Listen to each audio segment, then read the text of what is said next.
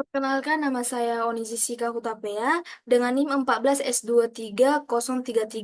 Di sini saya akan menjelaskan tugas besar saya yang berjudul Probability Based Estimation Theory for Respondent Driven Sampling.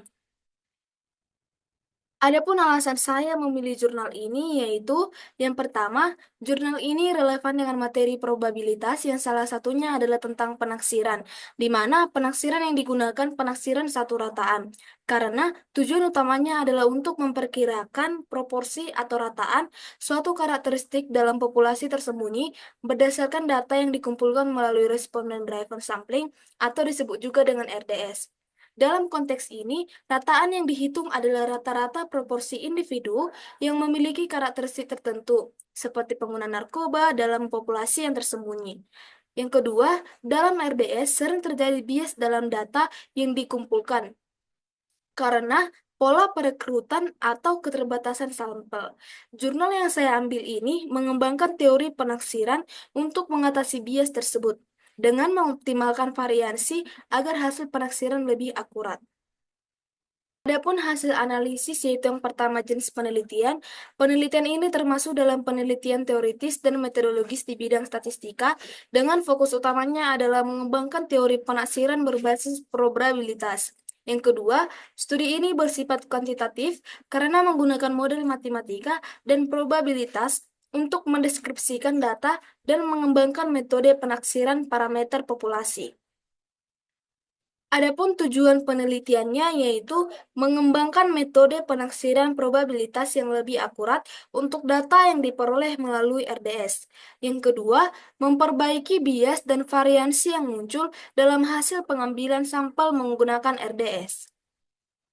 Yang ketiga, ada teknik pengambilan sampel. Teknik pengambilan sampel yang digunakan adalah Respondent Driven Sampling atau RDS.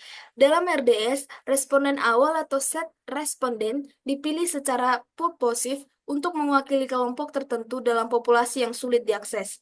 Responden awal ini kemudian merekrut peserta lain menggunakan jaringan sosial mereka, sehingga proses sampling melibatkan beberapa tahap perekrutan. Teknik ini juga sering digunakan dalam studi epidemiologi dan penelitian populasi tersembunyi seperti pengguna narkoba, pekerja seks, atau kelompok minoritas. Yang keempat, ada teknik pengumpulan data. Data dikumpulkan melalui wawancara atau survei langsung kepada responden, dengan fokus pada informasi demografis, karakteristik tertentu, dan hubungan sosial yang digunakan untuk melacak perekrutan. Informasi tambahan seperti ukuran jaringan sosial individu juga dikumpulkan untuk memperkirakan probabilitas seleksi masing-masing dari responden. Adapun hasil penelitian dari jurnal ini ialah penelitian ini menunjukkan bahwa dengan menggunakan teknik RDS dan penaksiran berbasis probabilitas, peneliti dapat memperkirakan proporsi atau rataan individu dalam populasi tersembunyi yang memiliki karakteristik tertentu. Salah satu hasil utamanya adalah bahwa estimasi yang menggunakan model probabilitas ini dapat memberikan hasil yang lebih akurat dan representatif dibandingkan dengan pendekatan konvensional lainnya yang tidak mengoreksi bias seleksi. Hasil penelitian dari jurnal ini ialah yang pertama ada perhitungan penaksiran proporsi pada jurnal, yaitu misalkan P adalah proporsi pengguna narkoba dalam populasi yang tersembunyi, dan kita ingin menghitung estimasi proporsi P, di mana proporsi P ini berdasarkan sampel yang diambil menggunakan RDS. Dalam model RDS, estimasi ini dihitung menggunakan rumus penaksiran proporsi. Estimasi proporsi untuk karakter X atau misalnya pengguna narkoba pada individu I adalah P sama dengan sigma I sama dengan 1 sampai N WI dikali XI per sigma I sama dengan 1 sampai N dikali dengan WI. Di mana WI di sini adalah bobot individu I yang ditentukan berdasarkan ukuran jaringan sosial mereka. XI di sini adalah variabel indikator untuk individu I. Misalnya, jika individu tersebut pengguna narkoba dan 0 jika tidak. Di sini ada juga M, di mana itu adalah jumlah individu dalam sampel yang diamati.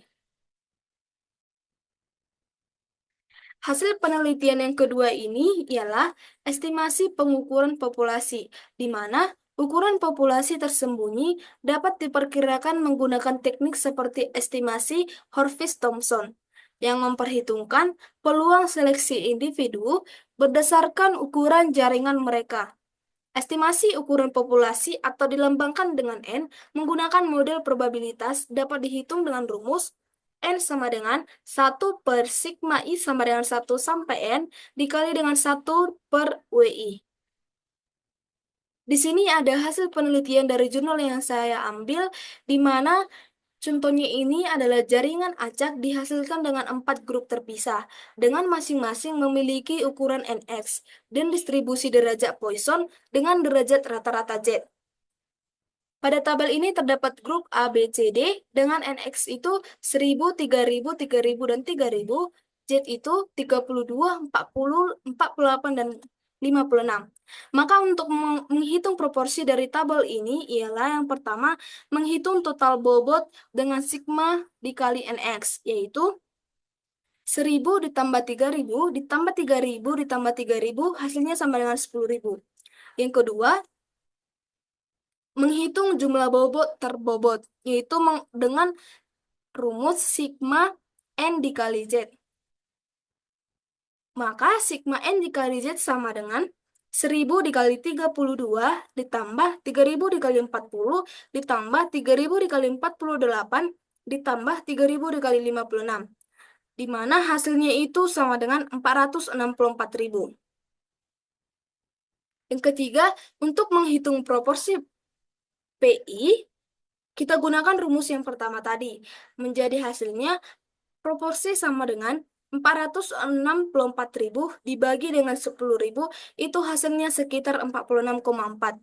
Jadi, proporsi dari jaringan acak yang dihasilkan dengan 4 grup terpisah dan masing-masing memiliki ukuran NX dan distribusi derajat Poisson dengan derajat rata-rata Z itu hasilnya adalah 46,4. Maka kesimpulan dari penaksiran proporsi yang terdapat pada jurnal saya ini dapat disimpulkan bahwa dengan hasil perhitungan ini, penaksiran proporsi atau rata-rata dari nilai Z berdasarkan bobot grup adalah 46,4.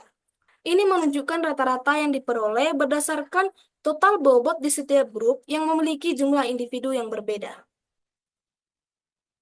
Mungkin hasil dari summary jurnal yang saya ambil.